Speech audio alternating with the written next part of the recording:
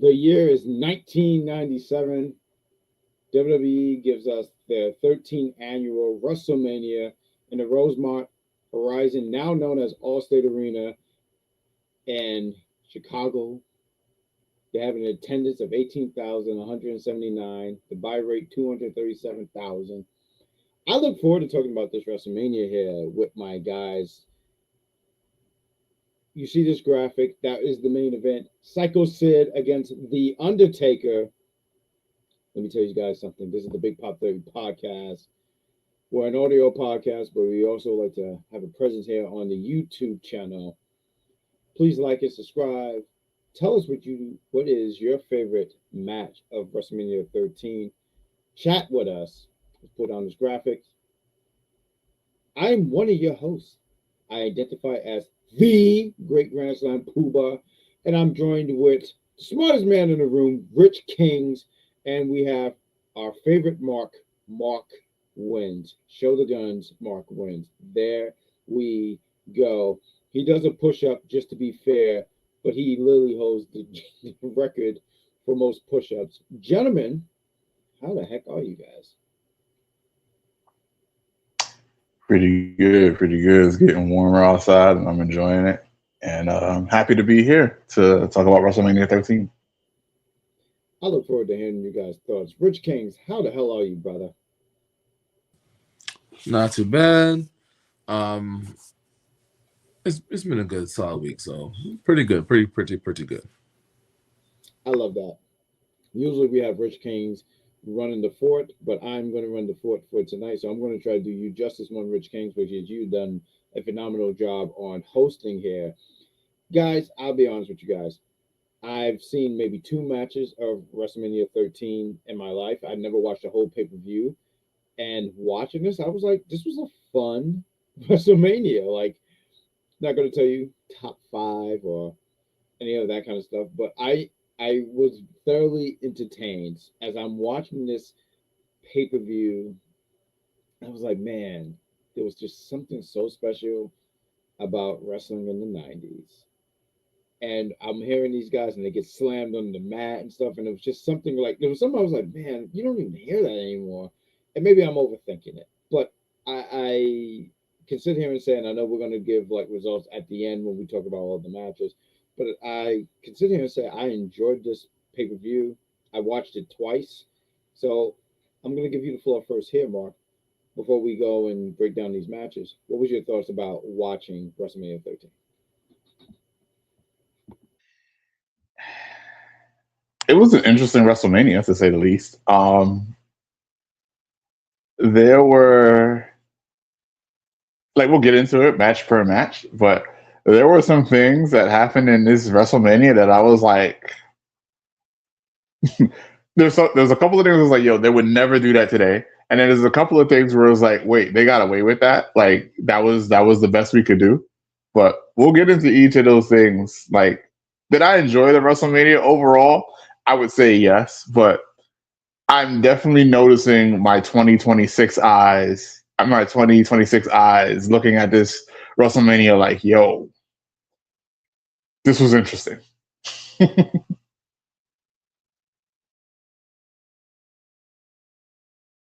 Yeah, I mean, their team was it was solid. I'll give it a solid grade, and we'll get to that at the end. But we watching some of the matches and watching some people where obviously I wasn't watching that. I wasn't knee deep in wrestling at that time, so rewatching, getting the chance to watch this over again, putting it into a different perspective was good. So I'm ready to get into it. You know what? Let's just jump into it, but real quick here. And if you have any thoughts about it, Mark, please. But I did want to touch on this. I touched a little bit on this about this subject on the audio side of the Big Pop Daily podcast. And was it, God, is it 24, 25 years? But anyway, last week was it was the anniversary of WCW going out of business. It's been over 20 years. I sat here and said when I was a child, when I was a younger individual, when WCW went out of business, I was very sad about this. When I was younger, I wanted to be a professional wrestler, and I said I'm not going to WWE because that seems very dangerous. I'm going to go to WCW. It seems safer, which is quite hilarious because as I said this, I realized, well, so you want to get jumped by the NWO? I said it seemed much more safer to get jumped by the NWO than getting ran over. But I digress. That's none of my business, right? Anyway, when I got bought out, I said, damn, Vince, that was so messed up. I was heartbroken by that.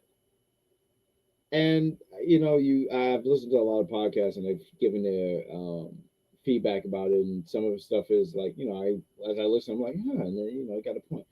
But with WWE going out of business, it probably wasn't the best thing for this thing called professional wrestling, because competition is so good in wrestling. Because if someone is doing better now, the other person is like, oh, I got to change up the game. So one of the reasons WWE got so much better as time went on is because they were in competition with WCW. And obviously, at some point, it wasn't even competition anymore when WWE was running amok. And I was like, God, I want to say around late 98, 99.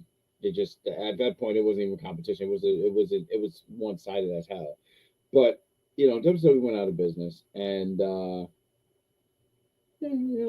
was disappointed about that because I liked WCW. I loved WCW. WCW was my brand.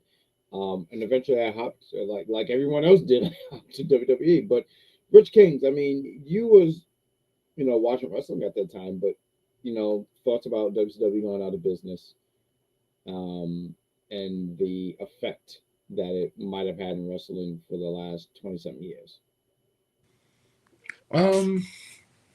At the time, looking at the storyline, I enjoyed it at the time because I was a kid, so I don't want to take that away. Like, okay, this is, it is what it is. I'm not thinking about, who doesn't have a job at that age. But now, looking at this age, is competition healthy? Yes, but if it's not competition, how's it healthy? So yes, for the sake of having a job, for some people, it's critical. But if people aren't coming to the events, how are those wrestlers going to get paid? So there would have to be something over there where, how do I put it? It would have to get recreative. And at the point there was too many hands in the sink. There was too many people just doing too much, trying to cook the meal, and it just was unsuccessful. So I think at that time, what would have had to happen is just a whole different rebranding with the production backstage, and would they have allowed it? So the people that were available back then, I'm not sure if they would have allowed it. So I think eventually it would have been unsuccessful. So I do think, like, on hindsight, yeah, it's sad because a lot of people lost jobs and it was a different type of entertainment. But I do think that it would have to have be rebranded some way or somehow. That's a fair point. I mean, I don't know if you have any thoughts, Mark, but please, I mean, if you have anything, you can take the floor. Yeah, so by the time WCW went under, I think I was already on the WWE, the WWF boat. And also there have been 2 Marvel vs. Capcom games. So I was loving that. And when I heard that Vince bought WCW, I do remember not necessarily the first thing that came to my mind, but I was definitely thinking, oh, we're going to really get some real WCW versus WWF type of stuff going on. And, it was fun while it lasted. And then, it faded away, whatever. But in terms of the impact that WCW's downfall had on, like, the wrestling business in general, there's definitely that. I can't even say definitely, because WWF eventually became publicly traded, and its stock keeps on rising. So I can't say there was a downfall in terms of WWE, but I feel like there was a difference in quality because there was no real competition. And another thing that I think that goes slightly underrated when in terms of the downfall of WCW is that I don't think big promotions go down like that anymore. Like, I know everybody and their mama was like, "Oh, TNA is gonna die. TNA is gonna die." TNA is still here. Like, Is it smaller than it was, or is it not as big as it was? That's up for argument. I don't really know. I'm sure that there's an objective answer for that. But 10 years ago, maybe even 10, maybe even like 8 years ago, everybody was like, "Oh yeah, TNA is going down the drain," and yet they're still here. You can argue the same thing with Ring of Honor, and now we got AEW out here.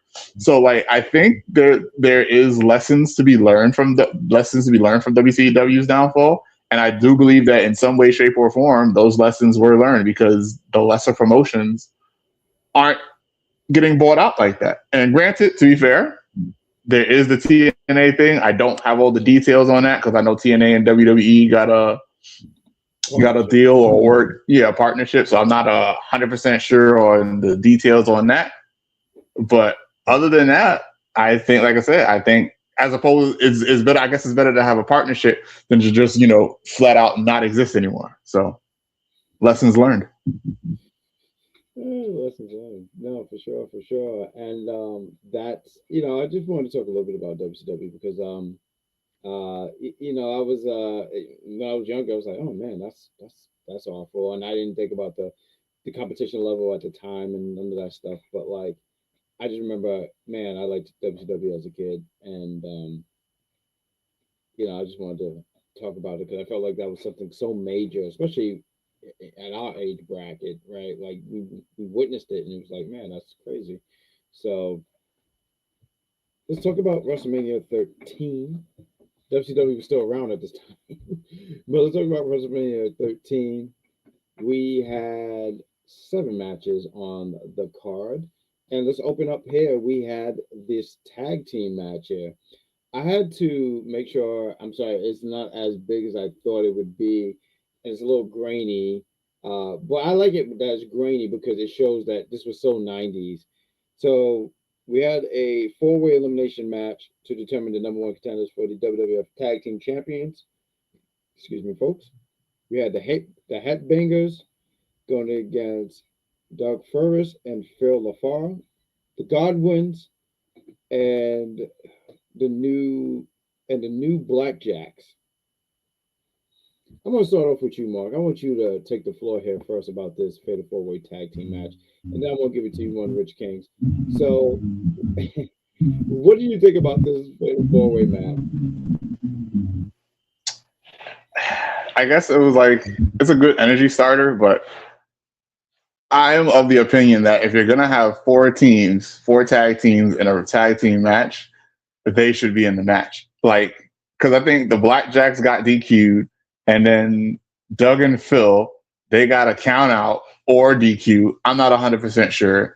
And then it was just Headbangers versus Hillbillies. And it's like, so if that's what you're going to do, and then like the Blackjacks and Doug and Phil, they got eliminated mad fast. So it's like, what's the point? Like, I can't believe we're doing this 2 reviews in a row. Like, why do we have these 4 teams and only 2 of them matter? I don't understand. But it was an okay match. I wouldn't even say okay. It was decent. I just didn't understand why we got rid of 2 out of 4 teams lickety split. There was some really interesting things that happened. They had for some reason both of the Headbangers were tagged in at the same time, so they like fake fought each other for 2 seconds. That was cute. I don't understand what the Headbangers were wearing, and yet somehow they won. Oh no, not somehow they won. They won because one of those hillbillies had absolutely no ring awareness. Like, I don't understand. Like, he was beating up the partner, and then he was beating up the partner while his partner was getting pinned. And like, you didn't hear none of the slams. You didn't hear the 1, 2, 3, and it didn't even occur to you, I should turn around and see what's going on. Very, very strange ending. Well-deserved loss. Nice little energy starter, but like, this is one of those matches where, like I said, my 2026 eyes are looking at this like, what is going on? And I didn't realize that this was just going to be a slightly running theme for this WrestleMania, for me anyway. Rich Kings, I want you to take the floor, but I just want to say to Mark Wins, because I know this is an insider joke for us, but like, I find it hilarious. So what you're saying is, when he was mentioning something about the ring and them not having ring awareness, So what you're saying, when the person was supposed to break up the fall, he didn't go, what the hell is this? Correct. Not at all. He did not know what the hell that was at all. Rich King, sir. I'd love to hear your thoughts, sir. What did you think about this Fatal 4-Way Tag Team Elimination match? Well, it seems like I'm less enthused about the match than Mark Wins was. I thought this was not a good match. So I felt, well, I would say maybe back in the day, I felt like you're gonna put on your waste match of the card just in case somebody's showing up late. It's okay. You gotta get some extra parking. Gotta get some food. Gotta get the kids something to eat. It's okay if we miss this match. All right, but we'll watch the WrestleMania after the second match. This match just wasn't that good to me. It was it was good to see a young Bradshaw or a younger Bradshaw, and the same result happened to him like what 4 years later. The first one's eliminated. Just no regard. Um, as far as the in ring awareness, I hear what you're saying with the guy because I was saying that first. Like, what was he doing? But then I'm not expecting to lose to that. So I'm gonna have a deeper discussion with my partner. Like, how'd you lose to this move? Like this isn't a move that requires you to lose. So I'm gonna be mad at him more. I'm mad at the like for me not doing my job. I'm supposed to be beating this guy up, and you lost to that. So we have to reevaluate our tag team after that match. That's what we would have to do. But the match was, I would say, below average for me. It was a lot of, I don't know, moving parts. What made this match was the commentating for me. I just like listening to JR, like listening to King, like listening to Vince McMahon. They were selling the story as best as they could, and they did a good job for the whole entire pay-per-view as far as I'm concerned. But the match was not desirable to watch.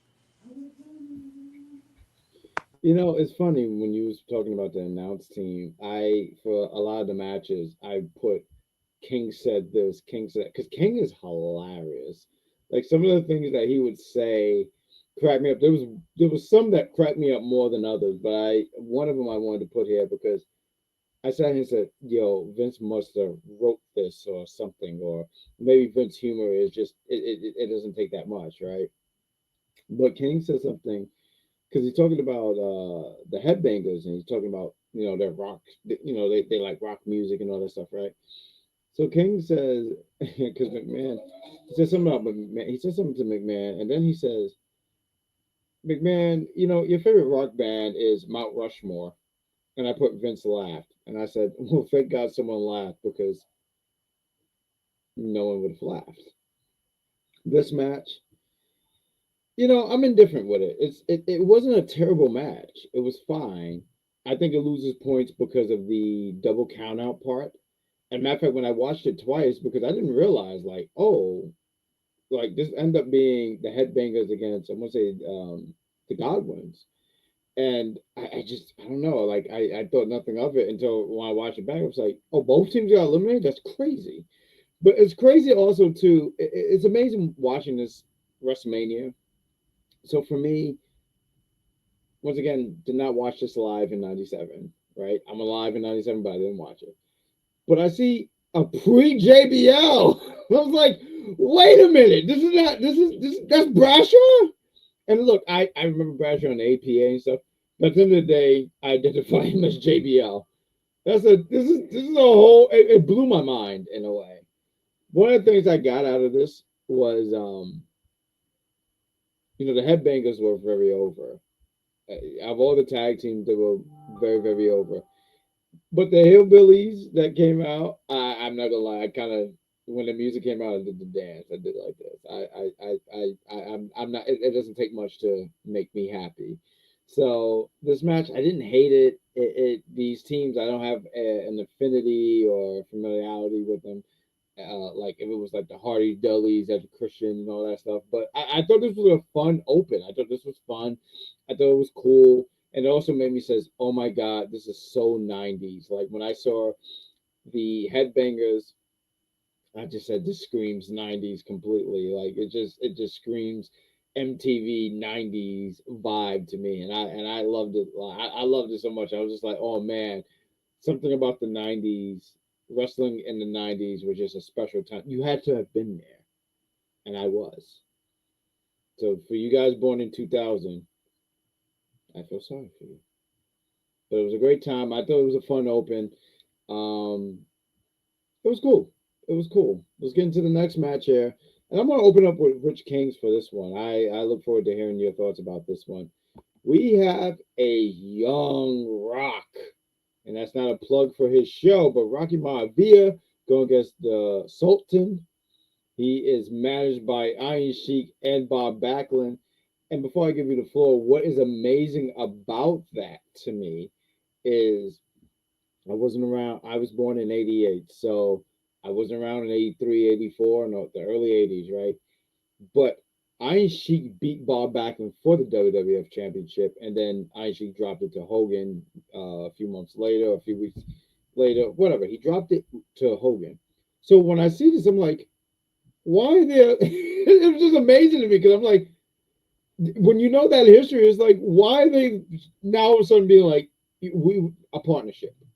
And it just made it was so amazing to me see this. But once I didn't really become an official wrestling fan until '98, so '97 I missed it completely. But knowing that history just makes me so interested. Like I want to watch the follow ups on what made him go like, yeah, we can do business together. I don't know something about that. But Rich Kings, The Rock is your guy. He's like on your Mount Rushmore, if I'm correct. What do you think about seeing Rocky Maivia go against the Sultan? Yes, this is stage one, right? So this is if we're doing a cell, this is like the beginning stage of the cell for The Rock. So it was I'm not saying it was unsuccessful, but it's just a different type of appeal. So this match wasn't it wasn't it wasn't bad at all. I enjoyed the match, but once again, go back to the commentary. I'm so dialed into Honky Tonk Man. Now he's in the ring, like he's now an announcer. He's talking all this shit about The Rock and how he doesn't belong and his father's not that good. Like it was just good. It was and King was feeding into it. Vince McMahon's defending The Rock, and then JR. I'm like, well, it's like 2 versus 2, and it was pretty comical. But when the game does to The Rock, you see a lot of missile drop kicks, a lot of drop kicks, a lot of athleticism featured in his younger days, which is great to see. I was so curious, man, what is going to be the finishing move? Because I don't know what the finishing move is. Rocky Maivia. So I'm like, what are we going to get? So there's certain things. It was like a tease. If you know The Rock later on, like, is this going to be? No, that's not what it's going to be. So like, obviously, you can still see he's trying to feel himself as a younger wrestler, and it was good to like see him like hang with the Sultan. Now the Sultan, now that character had me laughing too. And I think what made it funny is because once again the announcers are carrying the Sultan's character and talking about the Sheik, and that was just pretty much beaming up The Rock and stuff like that. So I'm gonna go back to when The Rock was interviewing with JR and they knocked out JR to get him. And now fast forward 6 years later, if they'd done that to JR, he would have been gone for the rest of the night. But JR had amazing stamina, and JR went back. And he was doing his job as usual. So it was little things like that. I'm like, wow, the rest of them back then, they were like, you know what? You can take a bump and go back to business. My favorite part of the match, it was towards the end, obviously. The match is over, and Dad comes out, and then King is just like, you can't do that to Sheik. It's Sheik. Like he keeps calling Sheik. Like how he's talking about the Sheik was so hilarious. It was a great father son moment. At the end of the match, he retains the championship. It was good, but there was moments where I thought he was gonna lose that match. To be honest with you, because you have Bob Beck and Iron Sheik. How do you win? Like how do you win? And the fans, they were just like, we're okay with this match. We're indifferent. So the fans weren't carrying the match either other way, but I do think that hearing King and Honky Tonk Man talk about through this match was one of my highlights of the night. I was telling you offline when Honky Tonk Man said, when Sultan pretty much had The Rock down, he says, you know what, I would have covered him like a sheep. He ain't trying to win this match. So there's like so many different things that they were like going back and forth about. I loved it. So Mark, how did you feel about it? I mean, yeah, I gotta agree. The commentary carried this match because the crowd definitely wasn't into it, and how could they, right? They don't have our 2026 eyes. They don't know who Rocky Maivia ends up being yet. So like, it's just to them, it's just some mid card match, and we're here for the big dogs, and Rocky is not quite a big dog yet. But yeah, the commentary definitely carried this match because like I was just watching it to watching it, and then Honky Tonk Man comes in here and he's so upset, and then like he keeps talking, and I'm like, so this was my first thought. My first thought was, yo, is Honky Tonk Man racist? But then I realized we got Iranians in there, you know, like from the Middle East beating up Rock. So I was like, so he can't be that racist. He just doesn't like the Rock. And as he continues to talk, it's like, oh, he doesn't like the Johnsons. He don't like that family line. One of these days I gotta look up and figure out why this is. And then the Sultan's lazy ass pins. Oh my goodness. Between the commentary and the lazy pins, I'm in. Now I'm like, okay, Rock, you got to win this because this is disrespectful. This is disrespectful to your future timeline. This is like, it was like playing Sonic Generations without like having, you know, old modern Rock there. It was just like, yo, like this is disrespectful. What's going on here? I need Rock to win. Earl had this really stupid fast count. I was so upset. And because like Earl had this fast count and I'm like, yo, what are you doing? Like Earl, relax. It's like we're gonna get to Earl later in the car too.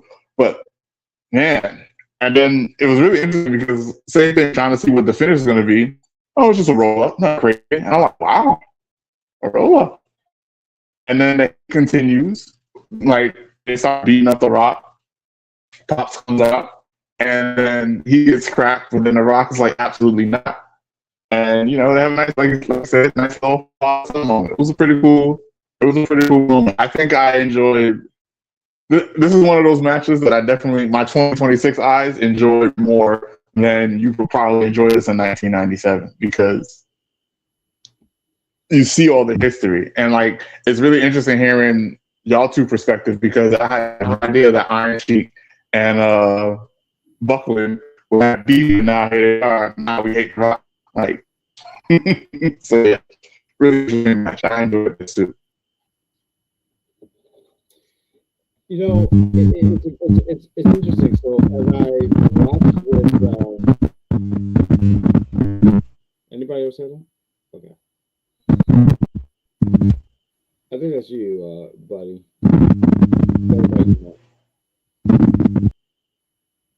Okay. Just, he's going to be back here, folks. I promise you. Things happen, technical difficulties and all that stuff. So, but my thoughts about this match. I mean, this is not this is not something that's going to be, top 5 matches of Rocky Maivia. But as I'm watching this match, Rich Kings, I sit here and go, oh, we got our boy back. All right, cool. Let's do a test run. Can you hear me? Yes, sir. Can you hear us? Yes. So cool. I'm glad that you're back because I was talking. So, I was just going to say to Rich Kings here and the people watching, hi, thank you for watching. But one of the things that I got out of this was, yo, they really had big visions for Rock. They really did. I mean, I love that you guys mentioned about how the commentators talking about King and Honky Tonk Man, how they were healing up on him and ganging up on him. But they it was almost like they did this to set him up as we have a vision for him. Now, I honestly believe this. Rocky Maivia would never have worked. It just wouldn't have worked. He had to change. He had to evolve. But I see that they already placed all these things. We were talking about King, and I wrote this down because I thought this was hilarious. I thought King was on fire this night. Um, so they had the Slammies on Friday, the pay-per-views on Sunday, and King talks about. King says like, "Yo, Rock made this this a winning award speech. He said, I want to thank my dad. I want to do all this. He said, and I wrote this.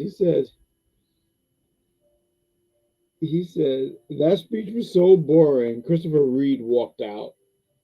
and I did everything I could not to laugh, but I did in fact laugh because why would you say that? King was on a whole nother level that night. I'm not gonna hold you.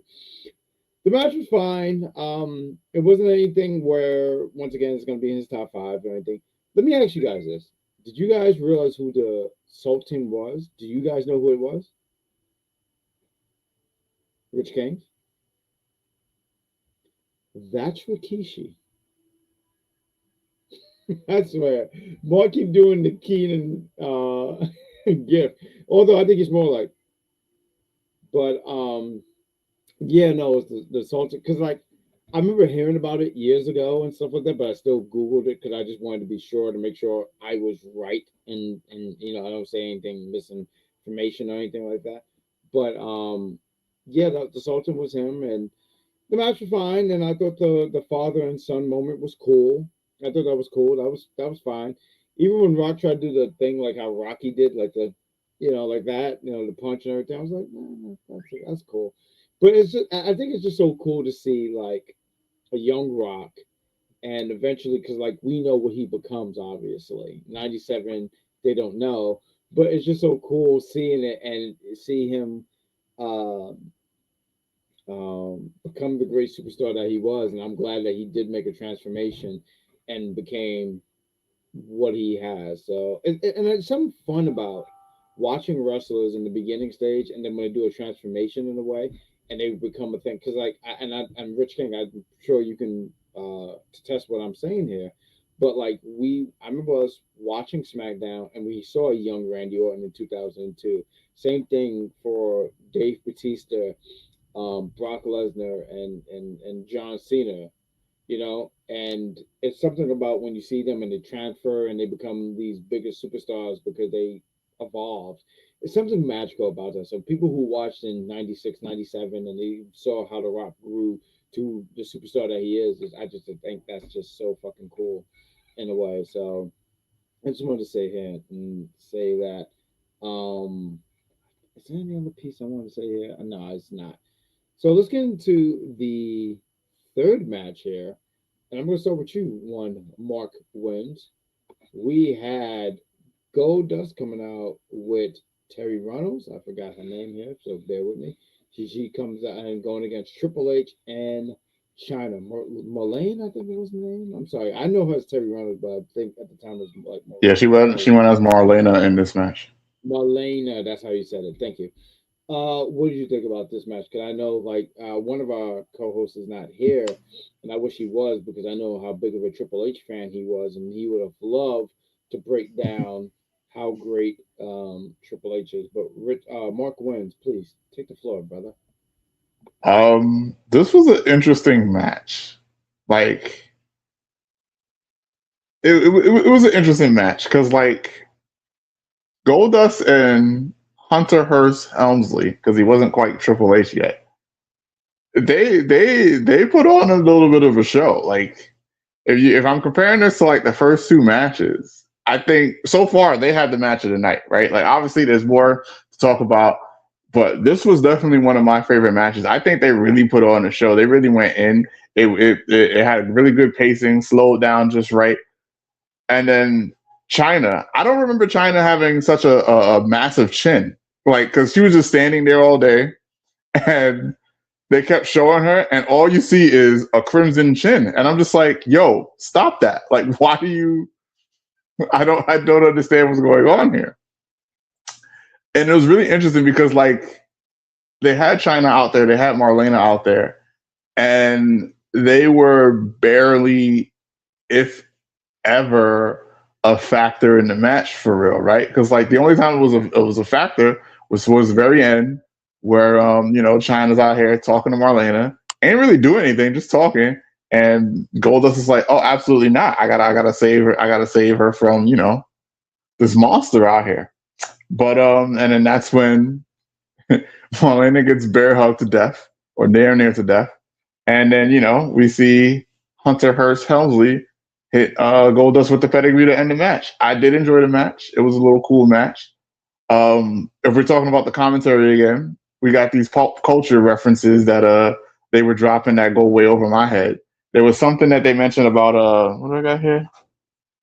Yeah, so there was something that King mentioned about some movie being filmed in China's shower, and I'm like, what are we even talking about? Like, I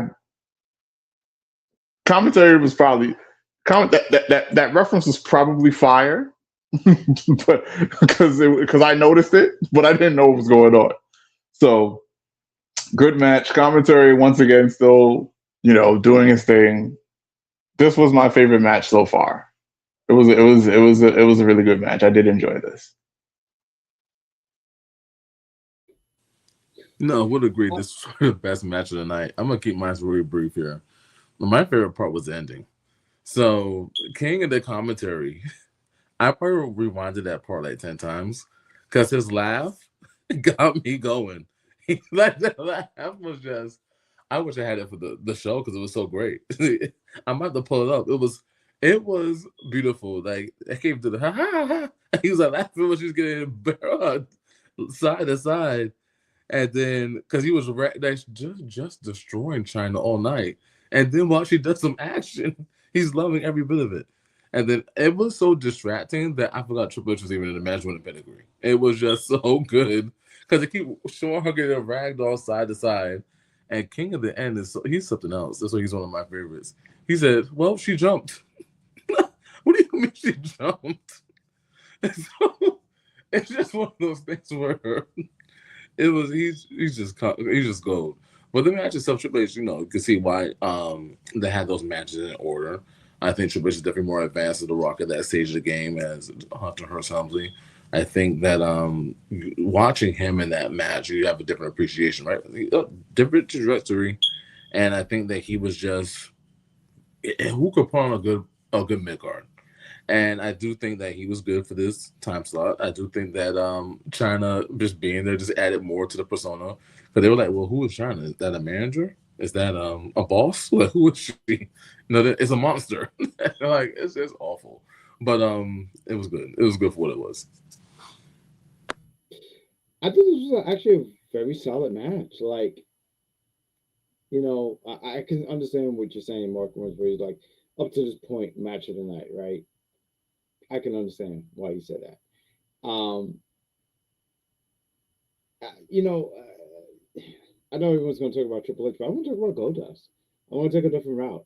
I thought Goldust looked solid here in this match. I thought he was really good. I remember, and I think it's a little bit of as I've gotten older, I have an appreciation of his in ring work. I can't tell you his catalog of matches and stuff like that, but as I'm watching, I'm like, oh my god, he was always pretty solid. He's like he had a good ring awareness to him, and I can appreciate that completely. What I appreciate about this Triple H, that arrogant fucking music. Like, why would you not come out to that? When I heard that, I said, like, good for him. But also too for Triple H, you know, we have and one day we hope to bring it up live here on the like have a debate kind of thing here on the show and everything like that. But shout out to Triple H though, because he was originally supposed to win King of the Ring '96. The curtain call happened and he was punished for months. For months. He ate great plates of shit for months. And it seemed like around this time they eventually started to be like, okay, he learned enough, so let's just give him a push, because it seemed like they always had a vision for him as well.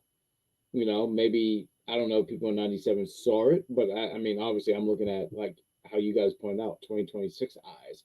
But yeah, no, and also too, one of the things I do appreciate when he did the pedigree, because as years went on, people would break free, and I get it. You want to protect your fall and do it, but like he literally dropped that man on his face talking about one gold dust. And shout out to China, because she really stood for the match. The match was over 10 minutes. I don't have the timestamp here, but like this for the whole time, just like this. The only thing that moved was her eyes. And it wasn't until the last 2 minutes of the match where she decided to be like, oh, right, I have legs. And started to move towards Melena. Poor Melena though, like she knew she was unmatched. Like she just like, what are you gonna do? Stand up for yourself? So like I think she even knew like please let's just leave me alone. And she sold the hell out of that bear hug. Honestly, like the whole way her arms went. I heard a because I just felt like a elbow and whatnot. But I thought it was a solid match. I thought it was a solid showing, and I just wanted to give, you could give flowers to both, but Goldust because I don't feel like he gets in the conversation a lot. But I want to give him props because I just thought he was very solid in this match, and I think he gave. I don't want to say up to that point, but I feel like he gave Triple H a really, really good match because he did not look out of place by any means. Let's get into the next match. Wait, Here. can I play the King laugh? Yes, please. You got it. Oh, hold on.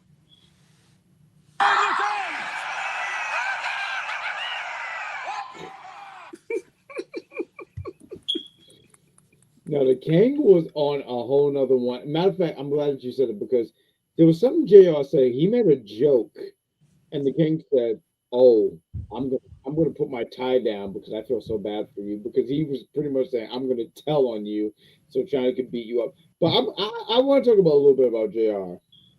Let's get into this next match here. I look forward to hearing you gentlemen's thoughts here.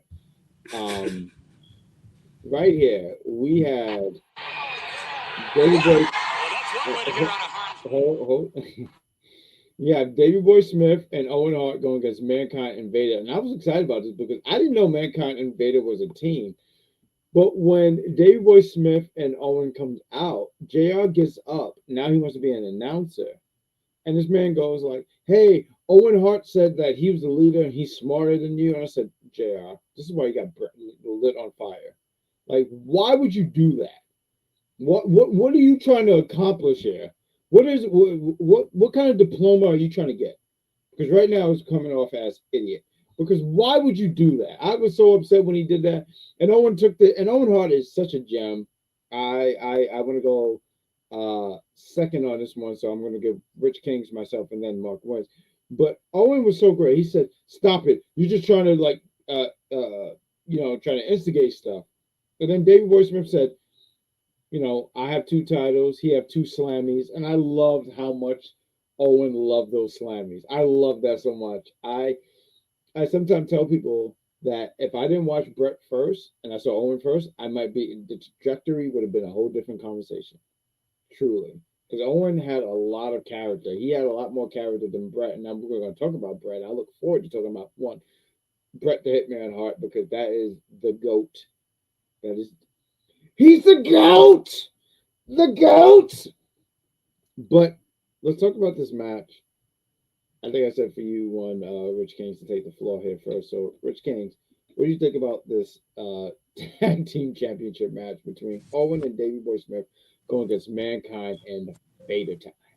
Yeah, I agree with you. The whole opening with JR coming down to ring, like he just didn't learn his lesson in the first interview, and here he comes again. Yeah, I love that you love the slam. He's like, you pointed out the tag team belt. Yeah, he has two belts, so I got these. Like, what are we talking about here? Like, so it was more of like that character Owen Hart, but that's another story for another day. But back to the match, and then, all right, let me start over. Watching Vader and Mankind together with Paul Bearer coming to the ring, I was like, what is happening here? Like, legit, what is happening? Like, walking down the ring, I was so confused. Like, they're really about to have a match? Even though I read the card beforehand, I still got lost that they were about to have a match. But it was watching Owen Hart and British Bulldog. I was like, they shouldn't be like elevated some more. Like, it was like, I didn't like the ending of the match. I feel like they did a good job with these two huge men. They got abused by belts. Like, Vader, they should have been eliminated. I mean, they should have been disqualified a couple times, if you're asking me, with Vader and Mankind. There was a spot where Vader hit him outside with a belt. I'm like, the referee didn't see this? Then we're back inside the. Then they're like doing these splashes at the top of the ropes. I'm like, listen, I didn't sign up for this shit. So I can see Owen Hart, and I'm like, DQ, we can't. Just knowing Owen Hart how he is as a wrestler, how tactical he is, it kind of made sense. But that mandible claw, that ending at a WrestleMania, I thought that was a little I'm surprised it ended that way. But I think Owen Hart, and British Bulldog. I think British Bulldog got the most of the blows. Like he was like the pinata of the match. But it was good to see Owen Hart and British Bulldog wrestle again. Even though I think Mankind and Vader did a solid job in the ring with them, but when you got people that could carry in the match, how Owen Hart and British Bulldog can, of course it would look good. I just wish those two guys that we were arguing with was here to see this, to give their opinion on this match, because Mankind. Oof. So we'll pass it to you, the great. Thank you, sir. I appreciate that. Thank you. One of the things that made me sad is you were saying, like, you wish that they were here. The only person that's alive in that match is Mick Foley. And it makes you kind of like, man, what, like, it makes you sad to say something like that. I do agree about the ending. Like, I wish we had a better ending, but there's something intriguing. I can't explain it yet. I think I need a little bit more time. But there's something intriguing about Mankind and Vader as a team because, like, they should be destroying the tag team division if we're being honest. There's something like seeing them together. I'm like, if I'm the tag team champion, I'm like, oh no, like, please don't. I think the match was fine. It was okay. Owen Hart is such a gem. Like he's such a gem. I can't sit here and tell you, man. I saw like all these matches with Owen. I saw a few matches when I was younger with him, but I'm watching him and I'm just like, man, this guy was just so good and as a character, but his in ring work was just as good too. He knew how to work stuff. But like when I would see him and he would move, obviously he was the high flyer. He was the more agile one. He man, like it makes you kind of want to go into a rabbit hole of Owen Hart matches just to see his body of work and the stuff that he did. British Bulldog was no slouch either. There was a spot where what was it? The Mankind and Vader, they tried to clothesline him. He ducked and he clotheslined both. And these are big men. He clotheslined both of them. I was like, that's crazy. Him doing the stone suplex on Mankind, Mick Foley, whatever you want to call him, crazy. Him just suplexing Vader, crazy. I'm not gonna lie, I was kind of like, oh, okay, I see what timing we're on. And Vader though, I want to talk about kind of try to talk about all the everybody that's involved in this match. But Vader, I would sit here and recommend you guys. Like I haven't watched a lot of Vader stuff in Japan, but he was extra stiff. There's a spot where he has either Owen or Davey Boy, I forget who it was, and he does that. And I'm like, there's no way you can protect yourself because that's a big fucking man. And the man sitting there clubbing you like that, like if he clubs you, I mean, thank God if you're able to still stand. I think there was a little bit more that could have been at this match. So I agree with, like, man, this could have been that finish wasn't the best, but I think it was a way to protect both teams, which is fine. I don't know what the follow-up was because I wasn't watching at that time. But watching it for the first time and seeing it, I was like, ugh, that was I would have liked a winner here, but nonetheless, and I think also to the show that Foley is just a madman because, like, I know he heard the refs counting, and he just did not care, and he just said, "No, I want to choke out Bulldog. Like, I just want to choke him out. Like, oh, he said 9? Okay, cool," and he just shoved his fingers down more as he choked out the Bulldog. But Mark wins. Take the floor, brother. What did you think about this match? So this match was almost my match of the night. I don't have very many notes about it because I was watching this match, and between the intensity of Owen and the British Bulldog and just the absolute, massive monsters of Mankind and Vader and the way they were going back and forth, both like when they were going back and forth and, that long drawn push and pull between the two tag teams, I was in it. I was involved. I was like, wow, I really enjoyed this match. King out here telling the truth about JR's commentary about, everyone evil, they're monsters and whatnot. But Yeah, I don't really have many notes on this match because I was just like really just enthralled and I was invested. And like I said, almost my match of the night because I agree. I was not a fan of the ending. I get it. I understand where we're going. Like, Mankind clearly did not care. Like, he had the mandible claw and he was that close to winning. Then they got knocked out the ring and he still just got it locked in. And Vader didn't kill it either. I think Vader was beating up. Vader was beating up. I want to say he was beating. Huh?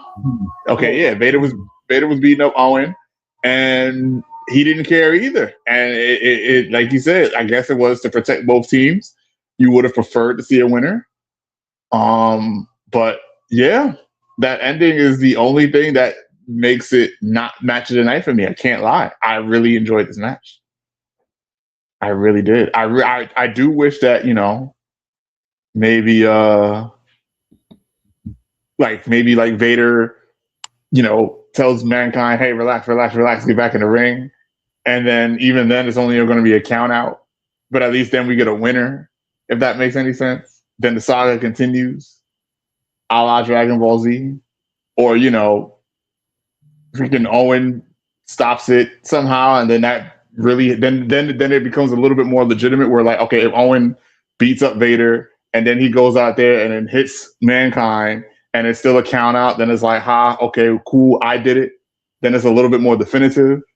But yeah, the ending did suck a little bit. I understand it. We were trying to make Mankind look insane, and that sure as hell was insane because they walked out like they won something. Vader and Mankind, they were like, it was like, wait, yeah, like, where are your belts? Like, we don't care. We hurt them. They're struggling to get out the ring right now. We aren't. It is what it is. The ending is what kept that from being my personal match of the night. Can't lie. It was a good match. I wanted to quote this right here because, like, King had stuff where I just couldn't help but write down things. But King says, Porter is going to need a bookmark to find his chin. And then Vince says, which one? I immediately said, what is happening on the show? But also, the King was picking a fight with Owen's parents, Stu and Helen. Because there's this part where he said, Stu, wake up. Stu was right there. He's sitting there and he's paying attention. And you can see he's watching. There's a funny shot in this match where the camera gets too close to Stu and he goes, and then he's like, oh, okay. Like, I think Stu got alert because he was like, oh, someone needs to get stretched. That's why he was concerned. He was like, oh, because Stu don't play that shit. But he kept saying, there was a quote that he said about Helen. And he said, Helen's wearing an antique jewelry. She bought it when it was new. And I said, oh my God, why is the King like how he is? What is going on? I'm going to open up this one, folks. And I think you gentlemen can appreciate me opening up this one because I think you know what I'm talking about here. Wait. We got to get to Ken Shamrock first. And the Linda McMahon music. I'm sorry. Go ahead. You want to take the floor, sir? Please. No. I was just saying you got to introduce Ken Shamrock with the Linda McMahon music. Like, I'm sorry. Let me do it.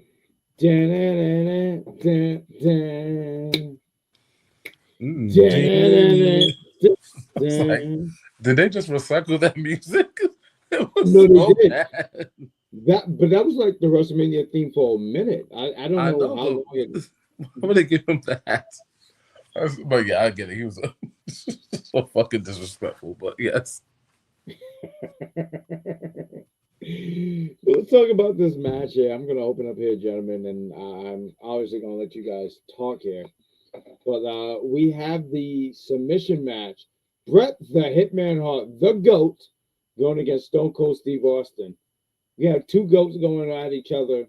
They had a match at Survivor Series 1996, which was a pretty fun match. I would recommend it if you guys were just like, hey, watch a wrestling match. It was a good match. Austin and Bret were going at each other's throats at that time, and it came up to a submission match. Matter of fact, I've heard Stone Cold said, when it was revealed it was going to be a submission match, he said, "I'm not a submission wrestler. What are we talking about?" But let me just sit here and say this. No, he said what? No, you're a few years too early. That's what happened. You're a few years too early. Future Austin said, "What?" But I will sit here and say this. Austin might have not been a technician in the ring, but his style and Bret Hart's style fucking works so much, man. Like the way Bret is a technical beast when it comes to this. And there's another word, but when he comes down to that stuff, that is his style. That is like you're not gonna top him on that. And the way Austin was able to get in the ring and add the brutality to the match, this match was it's gold. It's honestly, and it's one of the reasons why this match is inducted in the Hall of Fame. And thus far, this is the only match that's been inducted in the Hall of Fame. Is because of brutality, the storytelling. Austin comes out, he's the heel. Bret Hart comes out, he's the baby face. And as the match, in the duration of the match, Austin's getting more cheers than Bret. I mean, these guys, I mean, if you look at that logo on the corner, we're still in that golden age of WWF at the time. Most of we got to scratch when we were in the Attitude Era. But these guys told such a great fucking story. These guys were beating the hell out of each other. These guys, I watched this match twice. I watched this match many times. If there was a match, and Bret Hart has a great catalog of matches to watch, but if there was something that I was just like, just so you understand, Bret, this is one of the matches I would like to bring people into. And Austin was no slouch in this match either. He was great in this match. There was a spot where he did like a wrestling leg sweep, and then he did like a octopus stretch. I thought that looked good. I thought Bret was great here. Ken Shamrock was good here too as well, because at the end of the match, once Bret beat Austin, and the commentators got on my fucking nerve, bro. Like they really got on my nerve because they were like, "Yeah, Bret won, but technically Austin never gave up." I don't know about you guys. A win is a win, and a loss is a loss. And last time I checked, if you look in the bracket of losers, Austin's in there because he lost. He lost.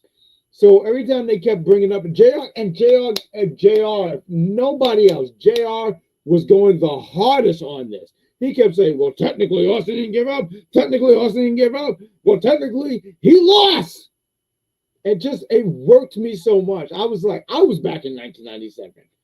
This is why JR got burnt. But I'm going to give you the floor, Rich Kings. What did you think about this iconic match? Bret the Hitman Hart against Stone Cold Steve Austin.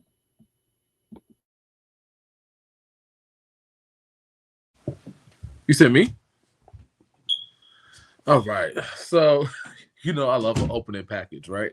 So they don't give opening packages like that. So, Bret Hart, he is going to complain and let you know how he feels. And I appreciated every bit of it.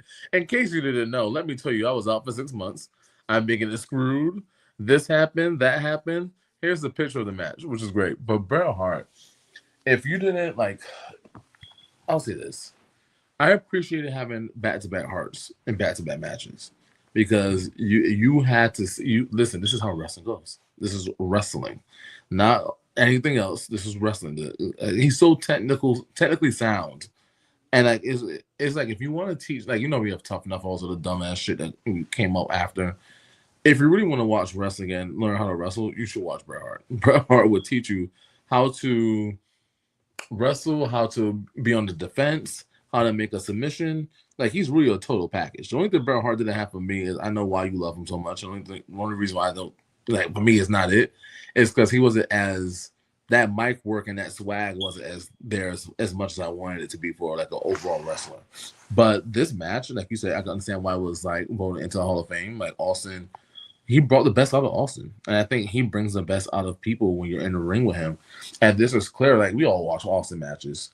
I haven't seen Austin move like this or wrestle like this in quite some time. Maybe not quite some time, period. Ever. This is the cusp. That's why it's in the Hall of Fame. And I think this match is, like you said, there was the fans starting to be like, man, look at Austin get in. So it was one of those things where it was telling that story for Austin to take over eventually. But I don't think that can happen without Bret Hart. it just doesn't happen without Bret Hart. And I think like he is so the match itself was just so at the pace. I'm thinking about Mark Wins here. At the pace that Mark Wins likes. It was a flow to it, right? It wasn't confusion. It wasn't like we're waiting for this, like to dance. No, we're going. Action, let's go. So once again, the ending of the match. I guess we're doing this in WrestleMania 13, I guess. That's the shrugs. But it was really, really good. And I think it was a match of the night, personally for me. So I don't know where Mark lands on this. Because he worries me sometimes. Hope we don't see the main events of the match of the night. But we'll see. What you got here?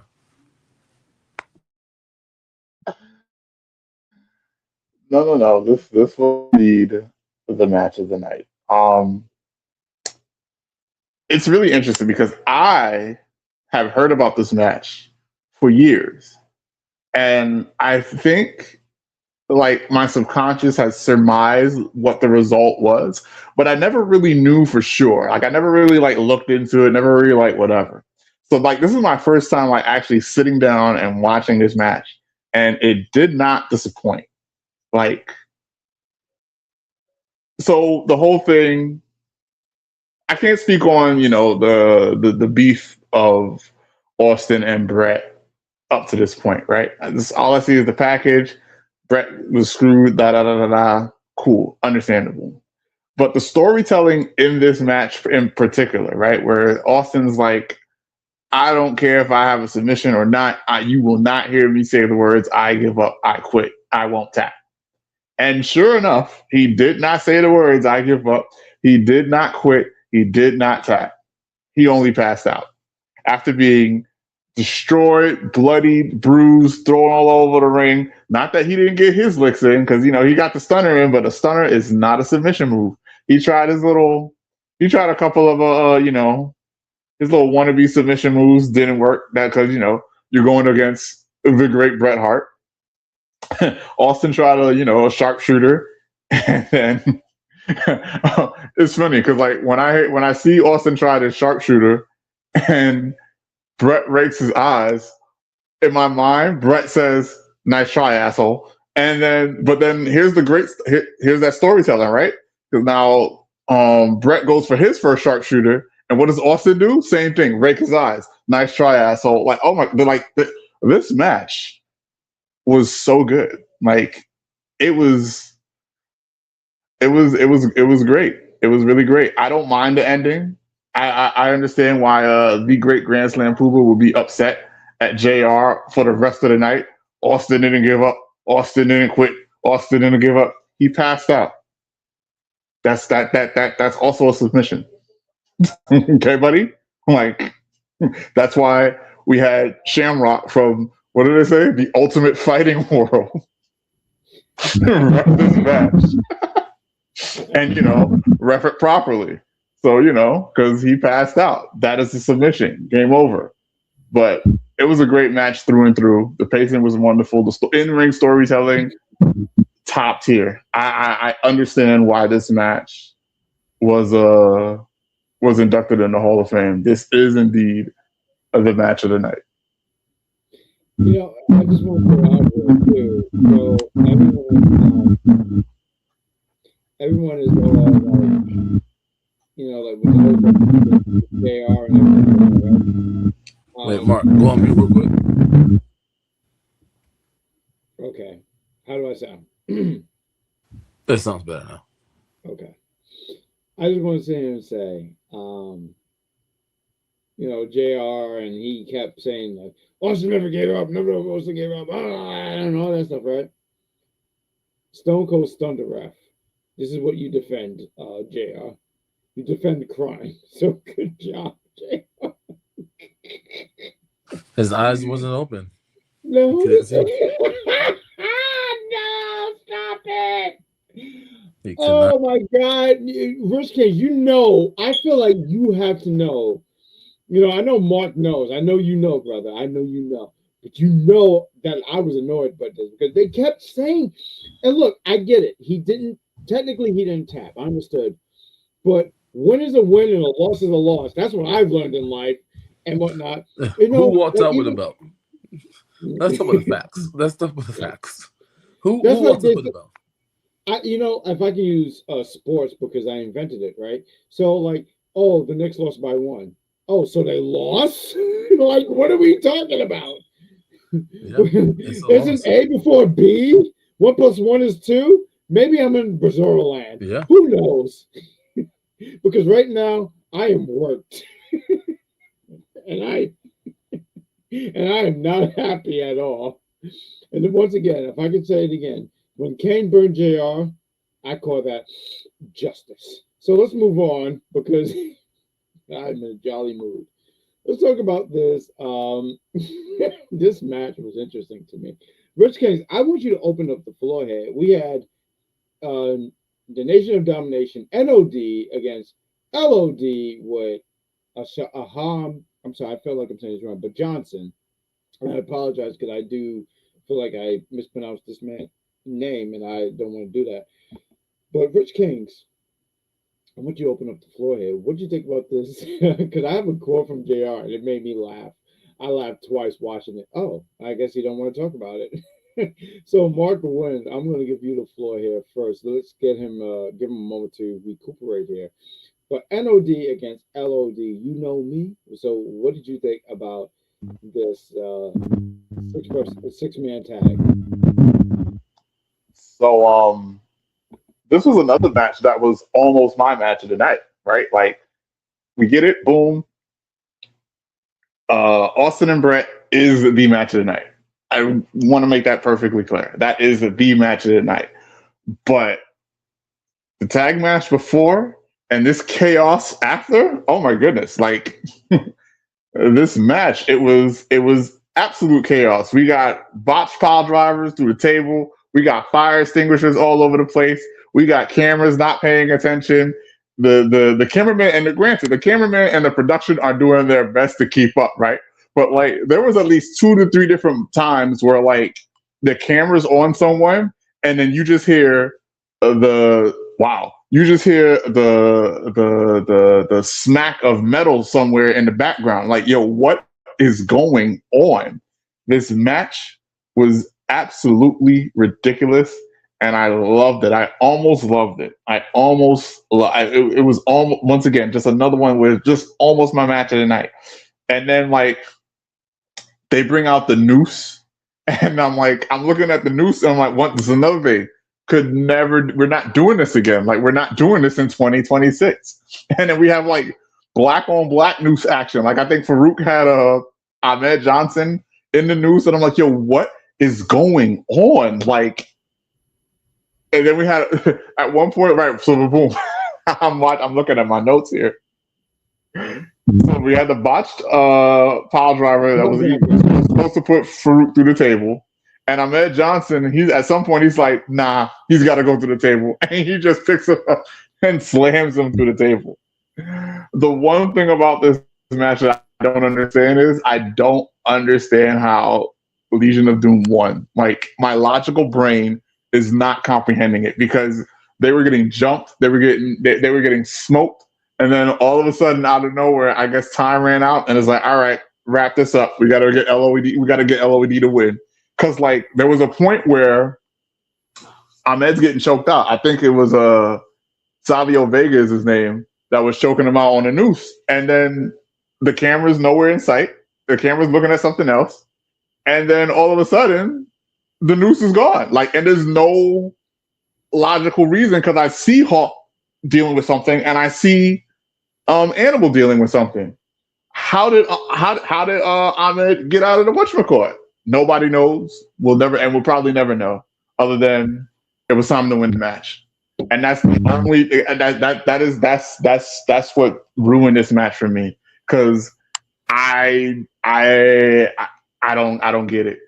I don't get it. They were getting smoked. They were getting destroyed. And once again, this was probably the biggest 1997 versus 2026, vision thing difference for me. Because like, if you're there in 1997, there's no internet, there's no dirt sheets. 9 times out of 10, if the face is face, if the face is face, you're cheering for the face, and if the heels are heel, you're booing the heels. So the Nation of Domination is clearly the heels, and the Legion of Doom is the face, and you're going to cheer the Legion of Doom. Period. This is what you want. You want to see them win. But nah, I ain't like that ending. I didn't like it. I don't understand it. And yeah, but after the match, other than the ending, again, second nickel on this one. But go on. I'm good. No, please. I just wanted to say, because when you touched on the noose, the rope, I'm not gonna lie, I said, yo, what are they doing? Because I didn't watch this live in '97. '97, they probably wasn't so acclimated to it, right? But for me, I was like, yo, nah, you can't. I I couldn't believe what I was seeing. And there was even a spot, I think. There's one thing I noticed because I was paying attention. I was the dopes from that. I was paying attention. Not one white person was on the pulling end of the noose. They made sure. Right. They made sure. Oh, they were yes. We can like something going on there. But because I hear with you, because I think they knew, like, this is not a good look. Like, I think they didn't want, they wanted heat, but not that kind of heat. And they were just new, because I'm with you. Because, like, when they did that, I said, like, and once again, this is, I want this to be clear to the people watching here, 2026 eyes, and you're watching this, because, like, you if you look in 1997, none of them flinched. They all was like, they cheered, bloodthirsty. Maybe that's just Chicago. Who knows? I don't know. Don't attack us, Chicago. But if you look at that video, none of them batted an eye. They were like, almost like that's the norm. For me, I was like, oh, that's disgusting. Like, why would you even, who agreed to this? And why did they have that rope?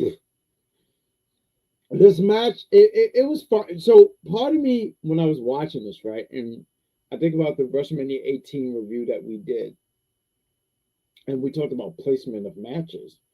So for me, I was like, why would this go after the submission match? Because I feel like anything else after the submission match was, I don't want to say disappointing, but you couldn't touch that at all. Like, at all. And granted, you could sit here and say, like, oh, well, the people backstage didn't know that. And that's fair. But I'm still sitting there saying the co-main event should have been the submission match. But I'll get to that part a little bit later when we talk about the main event. But this match was fine. I mean, there were some botches and stuff like that. Like, I'm not even going to hold you, brother. You mentioned it, and I love that you mentioned it, because it meant you took notes and you paid attention to it. But the botch power driver, I laughed at that. Because, like, you saw him go and the table flipped, the table said, I am the table. I love how that table said, I'm not putting you over. That was that move. I love that the table stood up for itself. I don't know, there was something about that cracked me up. But they kept using the fire extinguisher. That cracked me up, because they use it right. So there's one part where they do it again, and you hear the commentary team and they go, "Oh, not again!" And JR said, "JR said, it's a hell of a place if you have asthma." I fell out. And they started coughing. That was the crazy part. Like, they were coughing. Like, they were legit like, "Yo, this is too much." Them motherfuckers were not selling. That was not selling at all. That was them being like, yo, you are calling. I was shoot coughing, yes. Yeah. I felt out so much. I rewinded it. I rewinded it maybe 3-4 times, because I felt like JR was just speaking for himself. I felt like it's a hell of a place if you have asthma. And then 2 seconds later, they're coughing. Let's get into this main event. You know what? Before we get into the main event here, Shawn Michaels come out. He's not in the main event. his entrance was so egregiously long. Egregious. And I'm not lying here. I know I'm not lying. That entrance was ridiculously long, and I didn't understand why. And I was sitting there saying, oh, maybe there's a triple threat. No. And there's some later in the show where he said, Bret wants to make the match about himself. I said, oh, the nerve. I immediately said the nerve. This is in 1997, I would have totally been against Shawn Michaels immediately because that is a lot of nerve. That is, I mean, like, that was so long. To the point where even Vince said, are you going to join us? And then Shawn proceeded to high five everybody because the main event couldn't be about Undertaker and Sycho Sid. It had to be. Look, Shawn Michaels, he is a GOAT. I want to throw that out there. He's not my GOAT, respectfully. Bret Hart is my GOAT. But Shawn Michaels is a GOAT. He's good at what he does. He does great storytelling. But this was egregious. Very, very egregious. Mark Wins, I mean, you're laughing. I feel like you know what I'm talking about, but I want you to take the floor. Yeah, HBK's his entrance was gratuitous, considering that he's not in the match. Like, why? And then, like, I feel like he was doing extra shit in the ring that he doesn't normally do, like during his normal like entrance. Like, what was going on? Like, I saw this and I thought he was gonna cut a promo or something. No, he just taking our time, doing an Undertaker level entrance just to get to the commentary table. Like, what are we doing? I don't understand. Absolutely ridiculous. I agree with that. Absolutely insane. You know what's crazy? This is going to be a crazy thing to say. Shawn Michaels' entrance was longer than The Undertaker. Crazy. I didn't even think that could be a sentence. I didn't think that was possible. But here we are in 2026. Like I said, Shawn Michaels' entrance was longer. So let's talk about this main event here. I know Rich King's, we're going to try to still give him a little bit about some time to join us, but it looked like it's both me and you, Mark Wentz.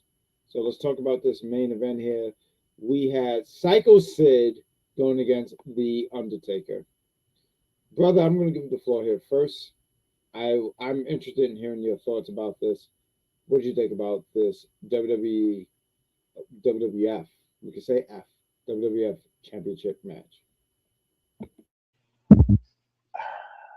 This was definitely not the match of the night.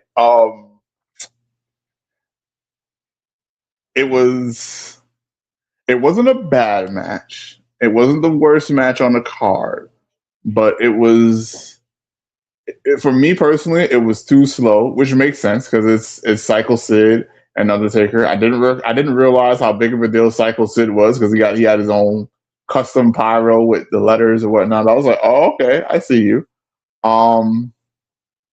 We got Bret interrupting the match, and everybody's mad at Bret now. Like, that was really interesting. I remember you mentioned how Bret was the face at the beginning of the Bret versus Austin match, and how he ended up not getting cheered for and being the heel. And I guess they brought him out to further sell his new heel shtick, I guess. I don't know, but that was interesting because he comes out, then he gets owned real quick. And, boom. So we're watching this match, and I'm sitting there thinking, wow, it's a slow, hard-hitting match. And like I said, that's probably what it should be because both of these guys are like 6'8", 6'9", 6'10". Like, they're tall. They're tall, they're big. It's not 2026 where, everybody got to be flying over the whatchamacallit, although both of them did come off the top rope at some point. And then this very interesting thing happens where Bret comes in and he attacks Sycho Sid while Earl Hebner is looking at this, and we're watching this. And this confused me. I don't know if there was I didn't think the match was no DQ, but was there like a WrestleMania clause? Like, oh, if someone interferes, we can't stop the match. There has to be a champion. Because, like, what happened here? Like, technically, the streak should have been done. Like, there should be no streak because he would have got DQ'd and he would have lost the match. Like he would have, like Taker still would have like obviously left with the belt. And I know maybe you put an asterisk on it, but like we really did not end the match. I was confused. And then a little before the match ends, Bret comes back out.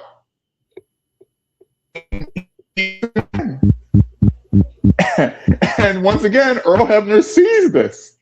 Sycho Sid's not having it. He attacks, but then he gets yoinked on the whatchamacallit into the tombstone, and then this is the win.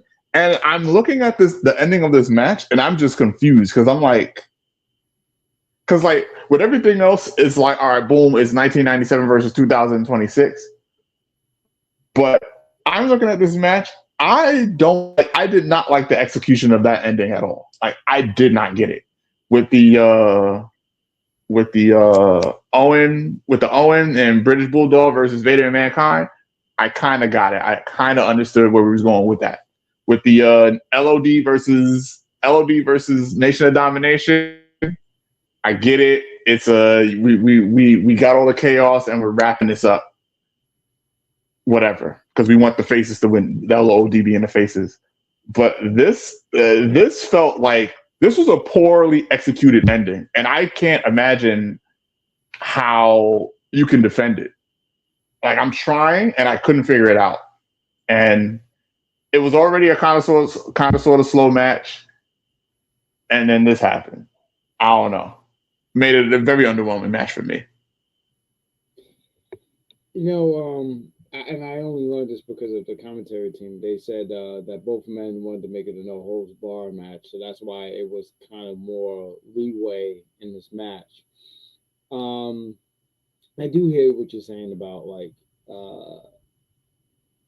so Bret was involved a lot in this match, and maybe that takes away from the match, right? Not for me. I loved that Bret was around. I enjoyed every moment that I don't remember too many WrestleMania main events where someone interferes or interjects themselves in the match. Even when Vince said, "What do you mean Bret's coming out?" I said, I was stoked. I'm a Bret Hart mark, and I don't apologize about that. I am who I am. I have an affinity for Bret. So when he showed up, anytime I was like, yeah, you guys are wrong. Why are you in the main event? So I was for it, 100%. Like, I think everyone else was in the wrong except Bret. Like, everyone should have left, to be honest with you. Like, when Bret walked to the ring, Undertaker Sorry to cut you off, especially HBK. HBK should have not been in the building. He shouldn't have. You know what? I'm gonna hold you. I'm gonna give you one more. He shouldn't have even been in the state with Bret Hart. Like if he knew he was in Chicago, Shawn Michaels should have took the month off. That's all I'm saying. But Shawn Michaels, and then he's like, "Oh, I got a report too." Bret, like I was hearing this, I was just like, "Yo, Shawn was a whole different person at the time. He's a different person now. Respects to Shawn Michaels. He is a goat. I respect him." But Bret is never wrong. That's all I'm trying to get at. There's a quote in the wrestling world: Bret is always right. And if you don't know that quote, you're not a real wrestling fan. I'm just gonna throw that out there right now. This match, oh man, I didn't hate the match, but I do feel the interference does take away from the match. I thought that they had a slow pace because they should have. I agree with what you were saying. Like these are two big men, 6'10", 6'9", 6'10", 6'11", whatever it is, but nonetheless almost 7 feet tall. There's something about, and I'm interested in hearing your thoughts about Sid Vicious. I feel like this is the first Sid Vicious match you ever seen. Is that correct? It's the first Sid Vicious match I've paid attention to. I've known Sid Vicious. I've probably seen matches back in the day, but this is like the first time I sat down and like watched a Sid Vicious match and like interpreted it, understood it, learned about him, and all that other stuff like that. I want to give a shout out to Sid Vicious. He's going to be inducted into the WWE Hall of Fame.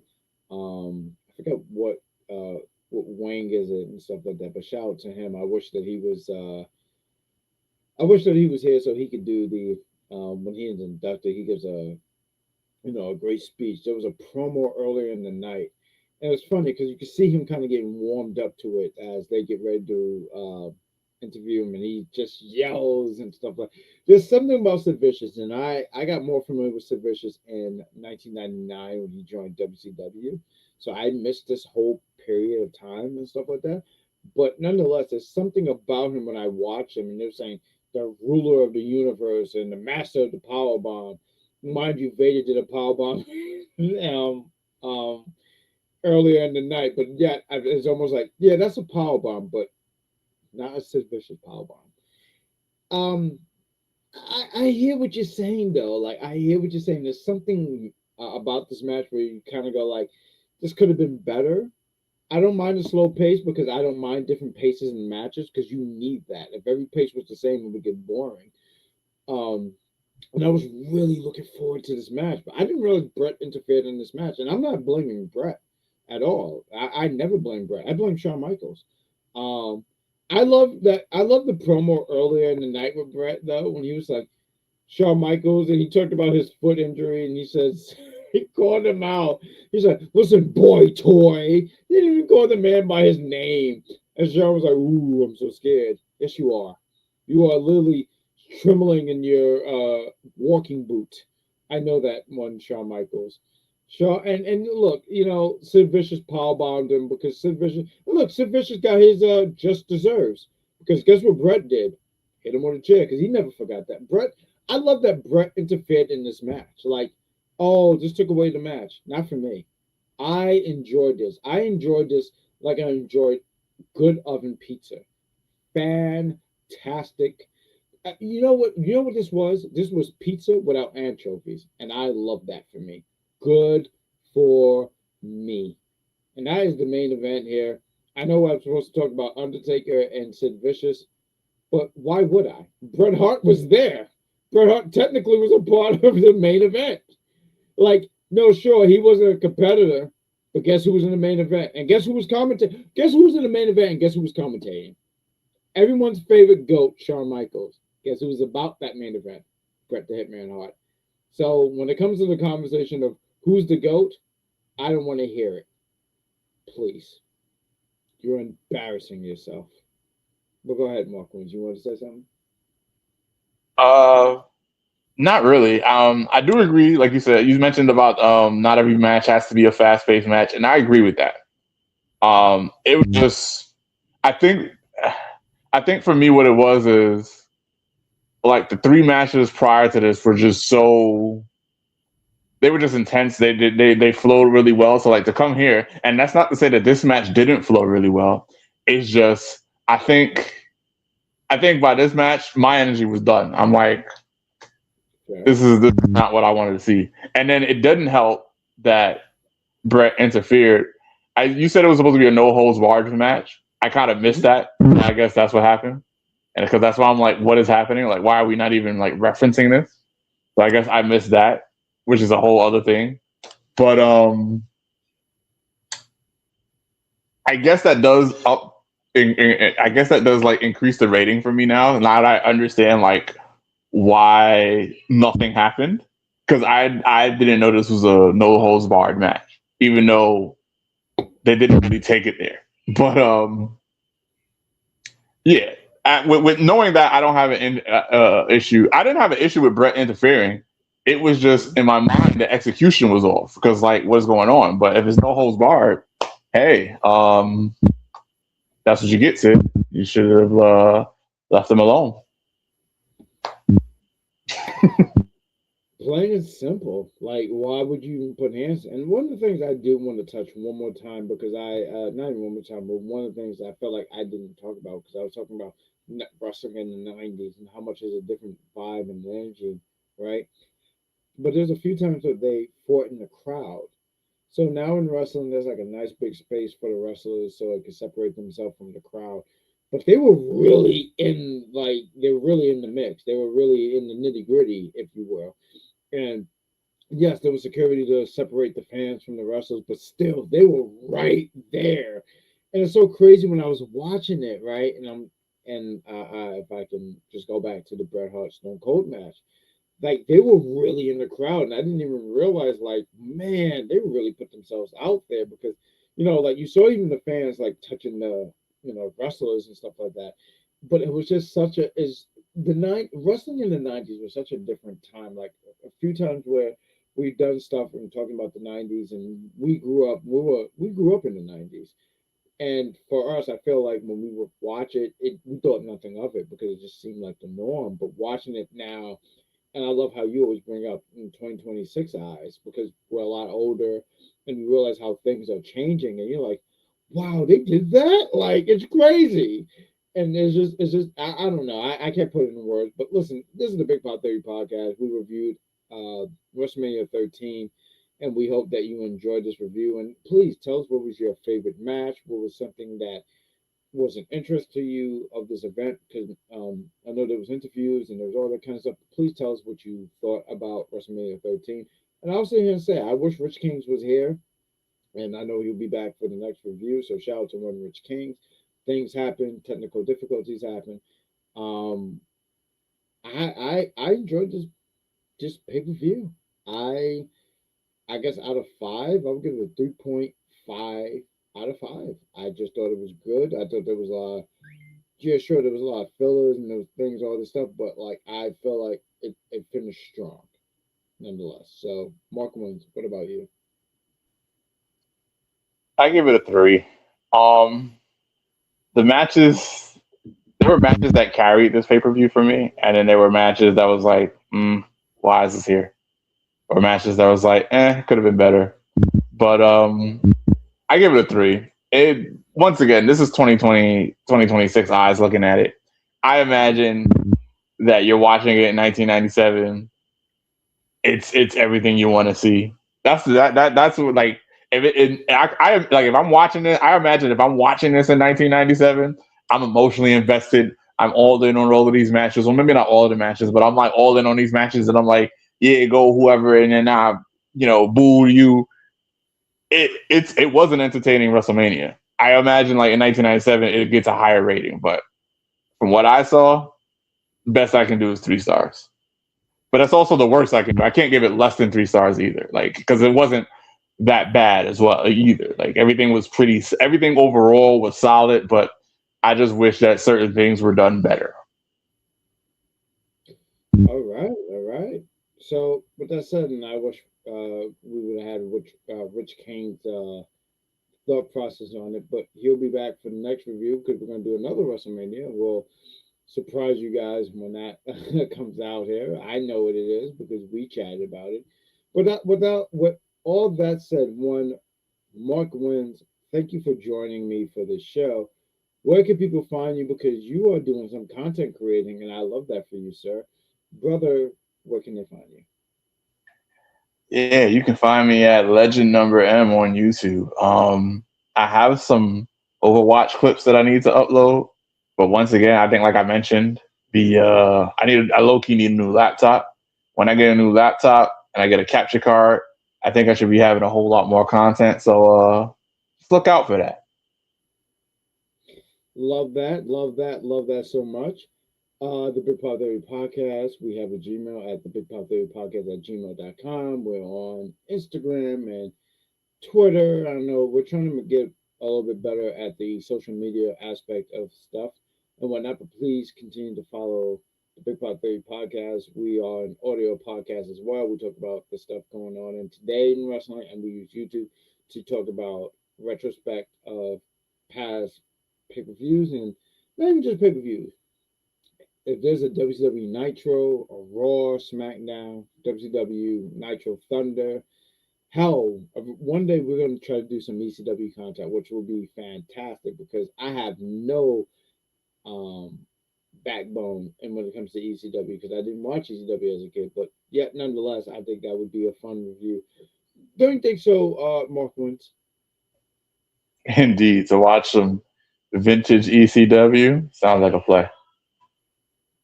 So what that all said, this is the Big Pop Theory Podcast. This was the conversation about WrestleMania 13. We hope that you enjoyed it. Please like, subscribe, and hit that notification button and tell us what you thought and what is your favorite match or your favorite WrestleMania. We're in WrestleMania season. And after WrestleMania season is over, we're going to be reviewing some other things. But we thank you for listening and taking time to watch this video.